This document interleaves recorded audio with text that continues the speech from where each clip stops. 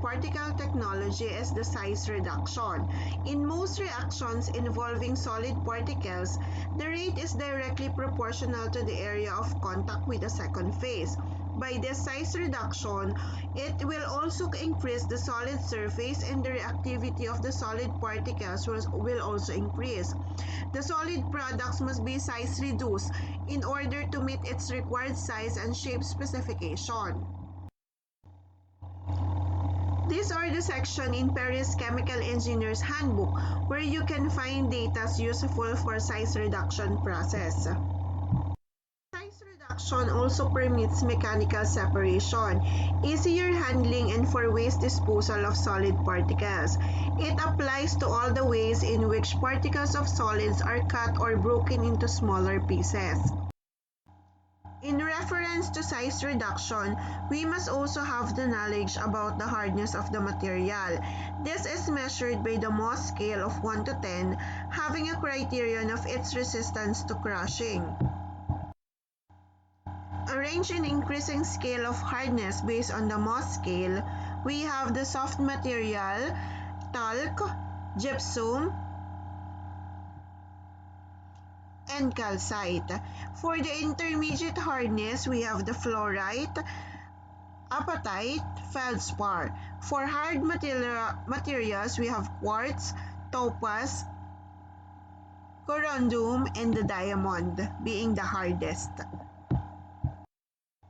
So these are some of the objectives why we are doing the size reduction.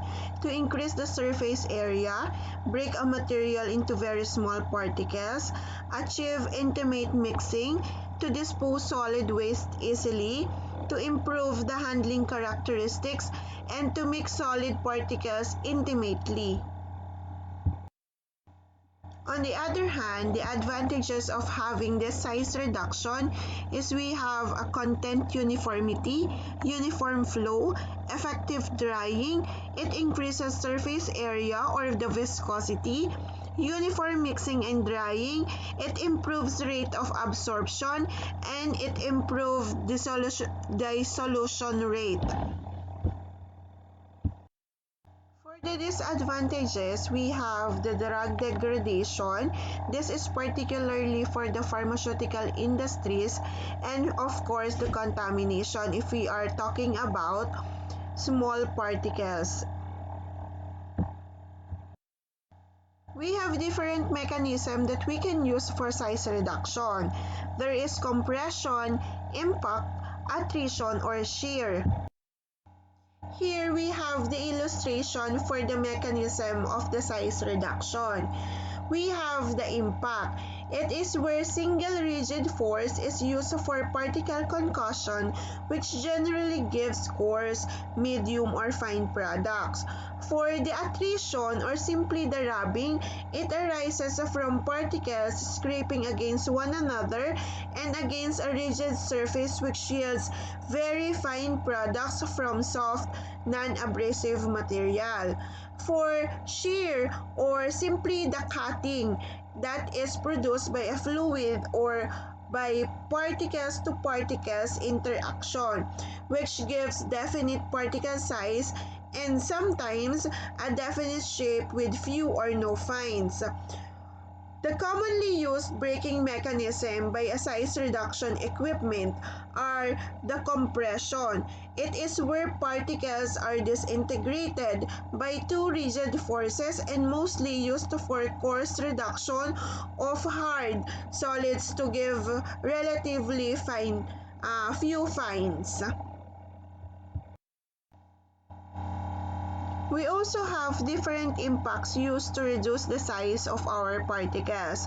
We have the gravity impact if the object is in stationary position, and we also have the dynamic impact, most often used when it is necessary to separate two materials which have relatively different friability.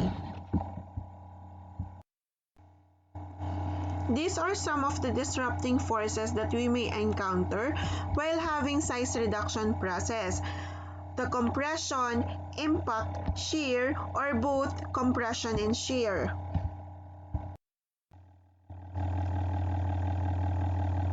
We also have different factors that might affect the desired size of particles. We have the hardness of the feed, amount of energy or the power used, the particle size itself, and the new surface formed.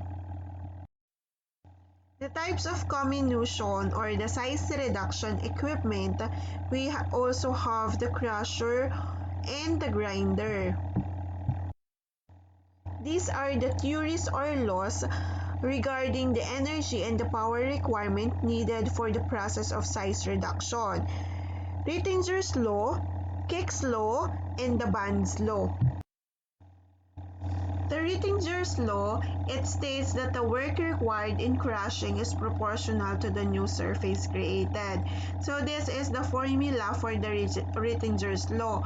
You can find it also in your Pease in section 21. So these are the legends. You can find it also in the handbook, the legend of this formula. For the Kick's law, the energy required for crushing is proportional to the size reduction ratio, the ratio of the initial particle size to the final particle size. So this is the formula for the Kick's law. We have the Kk as the Kick's constant. For the Band's law, the work required to form particles from very large is proportional to the square root of the surfaces to volume ratio of the product. We have the equation Band's constant times the quantity 1 over the mean particle square root of the mean particle diameter. We will be also working on the work index under the Band's law. The work index required to reduce a unit weight from very large size to 80% passing a 100 micrometer screen. The formula for this is what you see on your screen is power divided by the feed rate is equivalent to 1.46 times the work index times the quantity 1 over the particle diameter minus 1 over this is the product and the feed size respectively. Formula for the work index that I mentioned will be used if the power that we are looking is expressed in horsepower, but if the power is expressed in kilowatt hour, we will be using this formula.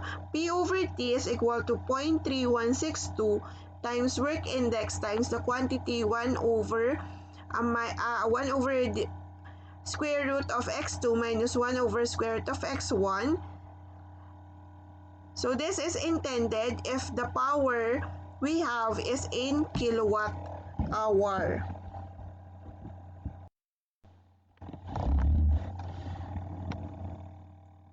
For the Rittinger's law, we are using the specific surface area in the formula to get the power. We have also the shift factor. If we have a shift factor in the given, we can use it to find the specific surface area needed to our equation. The crushing efficiency for size reduction, this is the ratio of the surface energy created by crushing to the energy absorbed by the solid. So we can use this formula to find the efficiency of our crusher or of our equipment used. We can also compute for the mechanical efficiency of our size reduction process. This is the ratio of the energy absorbed per energy input. Crushing can be closed circuit in which the operations where material is returned to the crusher, or an open circuit, no oversized material returned to the crusher. The stages in commercial size reduction, we have the core size reduction in which the feeds from 2 inches to 96 inches or more.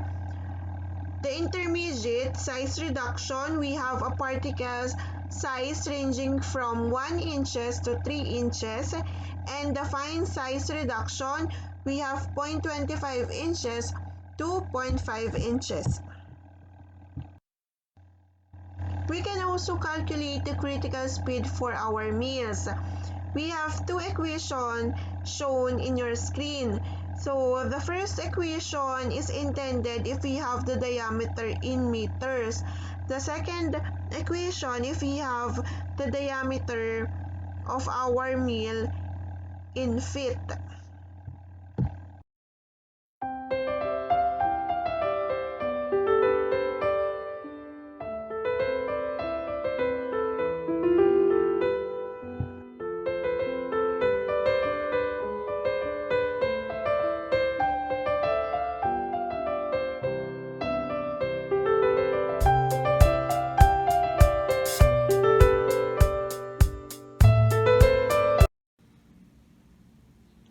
For the problem, we are asked to give the critical speed of a ball mill in revolution per minute whose diameter is 12 inches. So, we are going to use the formula for the critical speed.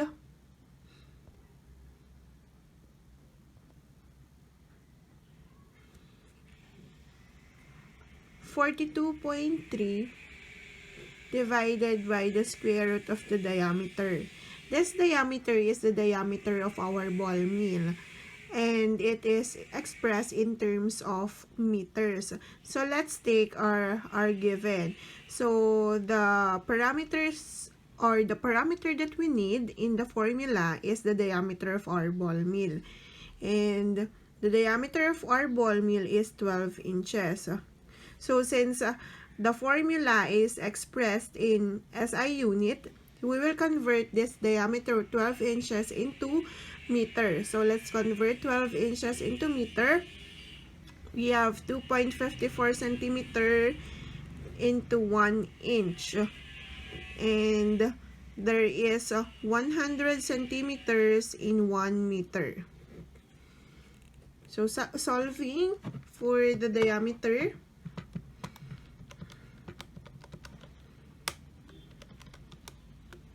we now have a diameter 0.3048 meters. So we will use this parameter in our formula to find the critical speed.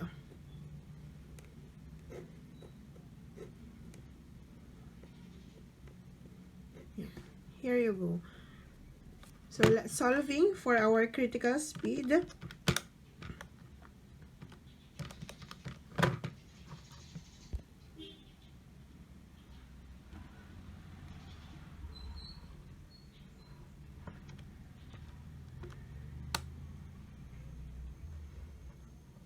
We have a final answer of 76.6184 revolution per minute. So the critical speed of our ball mill is 76.6184.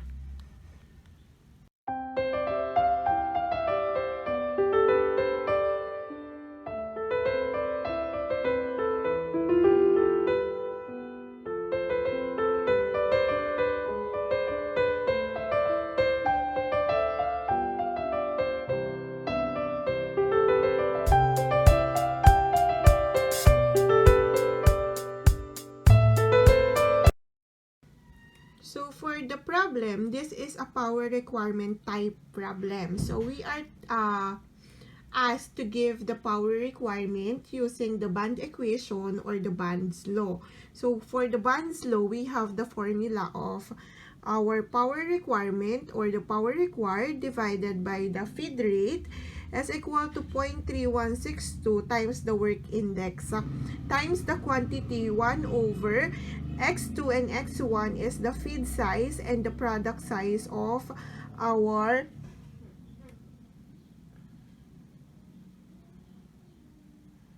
so this x2 is the product size and the x1 is the feed size. So let's take all the necessary parameters to compute for the power requirement. So technically in this problem, we have two cases. So the first case, we will be using the first case to be able to compute the power requirement for the case 2. For the case 1,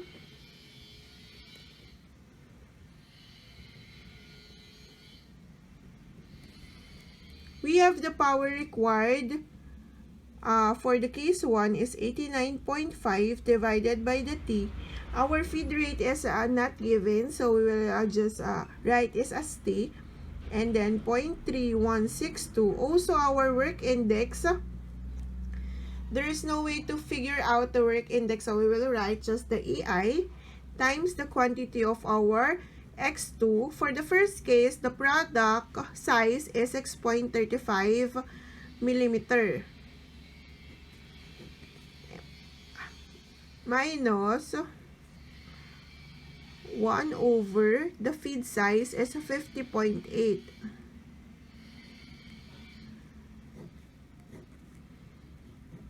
Solving for this, having the variable, so we will be arriving to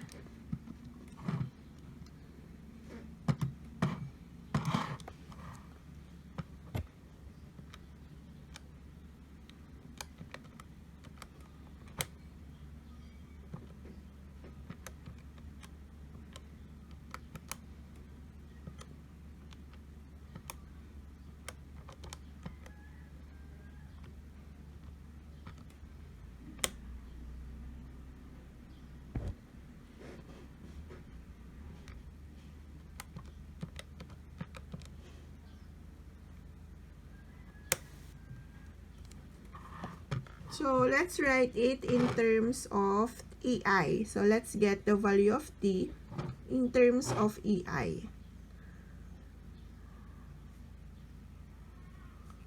So we have 89.5 over 0.0811 EI. So we will be using this first equation to solve for our case 2. For our case 2, we will write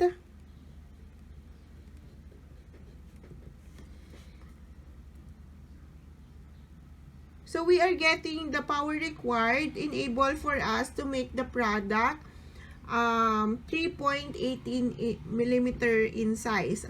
So this is the unknown now, the power requirement. For the feed rate, we have substitute na natin. We have this equation, so I will be substituting this already. So we have EI over 89.5 equal to 0.3162 EI times the quantity 1 over the desired product, or the desired size of the product now is 3.18 millimeter. Having the same product size of our feed, which is 50.8 millimeter. Solving simultaneously or solving this, we can get the power required to enable for us to have a product size of 3.18 coming from the product from the feed size of 50.8. Solving,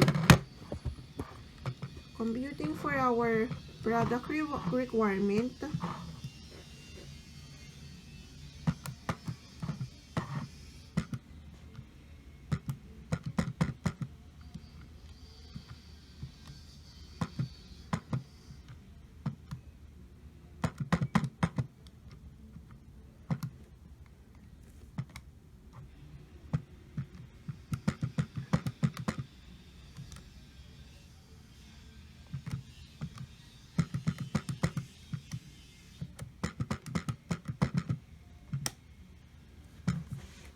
So we will be having 146 146.7229 kilowatt. So this is the power required in order for us to have a product size of 3.18. That's how you use the Bond's law. So the other laws for the power requirement is the same. You can use the same method or parehas lang sila ng paggamit ng equation. So it depends on the problem of how you will approach or how will you will use the given equation.